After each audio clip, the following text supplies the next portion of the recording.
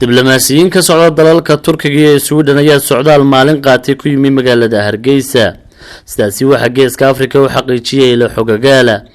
ergeyga Turkiga u qaabilsan wada hadallada Somaliland iyo Soomaaliya Danjire Oglan Becker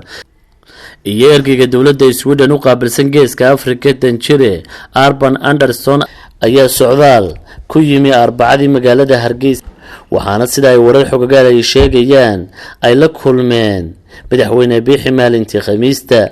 ujeedada wafdigan ayaa warka uu geeska Afrika helay waxa uu sheegay inuu haddaba bilaabista wada hadallada Somaliland iyo Soomaaliya oo ay dawladda Sweden hadda ku soo biirtay, waxaana la sheegay inay madaxweyne Biixi kala hadlayaan sidii wada hadalladu ay dib ugu furmi lahaayeen iyo sidoo kale sidii kulan fool ka fool ay u yeelan lahaayeen madaxweyne Muuse Biixi Cabdi iyo madaxweynaha Soomaaliya Maxamed Cabdilaahi Farmaajo.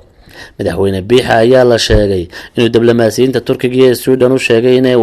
Somaliland diyaar u tahay dib bilaabista wada hadalladaasi, laakiin dawladda Soomaaliya marka hore laga doonayay inay fuliso qodobadii hore ay ugu heshiiyeen Hargeysa iyo Muqdisho.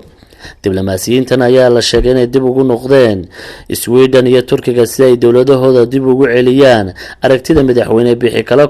kala kulmeen ee wada hadallada Hargeysa iyo Muqdisho. Turkiga oo dhowr goor martigeliya wada hadallada Somaliland iyo Soomaaliya ayaa hadda waxa ku soo biirtay dawladda Sweden, iyadoo ergeyga qaramada midoobay oo dhawaan Hargeysa yimi uu madaxweyne Biixi soo gaarsiiyay fariin ku saabsan wada hadallada Somaliland iyo Soomaaliya.